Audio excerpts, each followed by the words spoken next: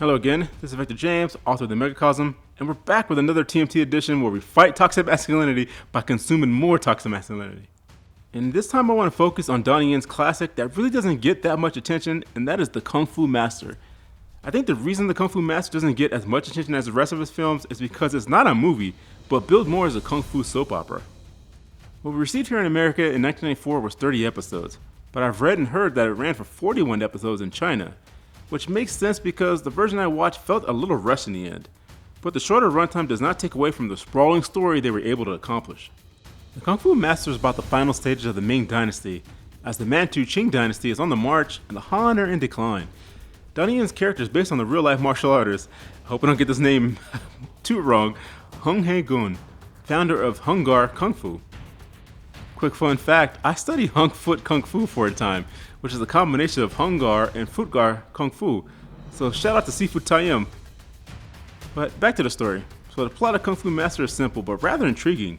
As the Qing army takes control over China, they treat the large Han population as second-class citizens that they mistreat and brutalize. What rose was the underground resistance groups called the Sun Moon Sect, whose plot to assassinate the Qing emperor goes wrong, and many of their leadership is killed. All except Red Dragon, the leader of the Sun Moon Sect, who is injured but manages to escape.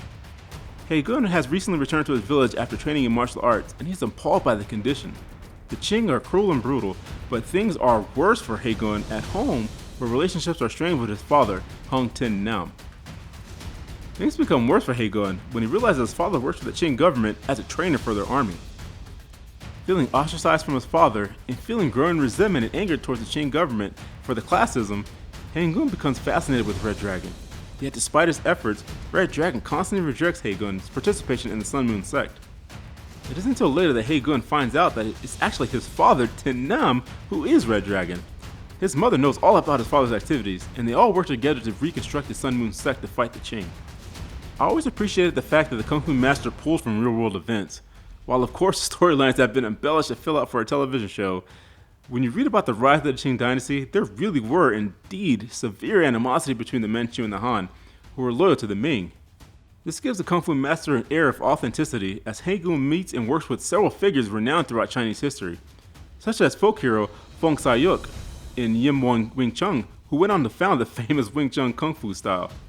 These three are joined by other larger-than-life figures that befriend Hae-gun, like the super strong Tung Ching Khan, who was first his enemy of Hae-gun after being tricked by the Qing, but eventually becomes one of his most loyal allies. There's also Kong Wai Lun, and son of local noble Ko Chun Chung. No, it's hard to say, but it's Ko Chun Chung. These six patriots become the backbone of the new Sun Moon Sect, and you watch as they put their lives on the line against the full force of the Qing government. And their enemies are no slouches. The Qing have a host of corrupt magistrates and spies that the new Sun Moon Sect have to be aware of. And these people answer to Feng Tu-tak, a ruthless government agent from the Qing government who is highly skilled in martial arts and leads a relentless hunt for the rebels. Sat-tu is a general in the Qing army who is more sympathetic to the Han, but he is overshadowed by the main antagonist of the series, Sek-tak. So Sek-tak is kind of that mustache-twirling villain you're used to seeing. He relishes his position as a Qing official in high regard and looks down on the Han any chance he gets. Sek-tak is also charged with breaking the Sun Moon Sect for the Emperor. Sek-tak can often feign weakness, allowing others to fight his battles for him, but he can stand on his own as a skilled fighter. As a villain, Sek-tak is thoughtful, methodical, calculating, and ruthless, and was a great foe to Hae-gun and his friends. As you watch the Kung Fu Master, you will see the six main characters grow, not just as martial artists, but mature as people and friends. They start their quest against the Qing as impetuous dreamers, but the harsh realities of fighting and resistance forces them to become adults in a harsh world. The six friends truly become sworn brothers and sister as they put their lives on the line for each other to save a dying empire. But of course, people are people and humans are humans. As martial arts skills separate and leaders emerge, so do jealousies and blood ties that turn one of Hae-gun's closest friends to one of his deadliest enemies. The Kung Fu Master is billed as a Kung Fu soap opera, and that is not far off since the drama is there. But Chinese soap operas are not like American soap operas. The drama is backed up with typical high-impact action you would expect from Donnie Yen.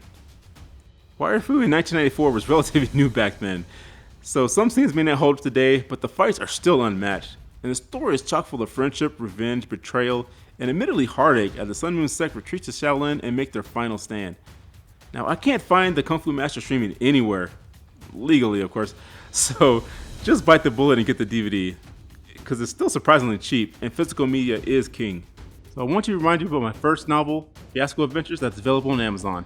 It's actually available anywhere books are sold, but people like to buy from Amazon. I also have a Kindle version available we can get on Amazon for $9.99. And I want to remind you about my website, themegacosm.com, where I actually have my shop where you could buy it from me directly at a discount. And there's also a short story I wanted to remind you about that's available for 99 cents. It's actually selling very well these days.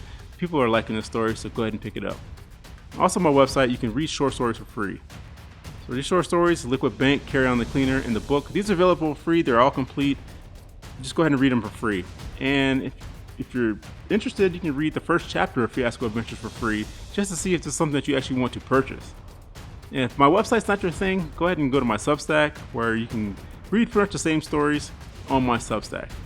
But my website, I'm actually going to be releasing a book called The Nariko Meme pretty soon, and all my available information is going to be on my website. So go ahead and sign up for my website. You can get that information before anyone else. But that's all I want to say about this. God bless you and keep you. That's it, I'm done.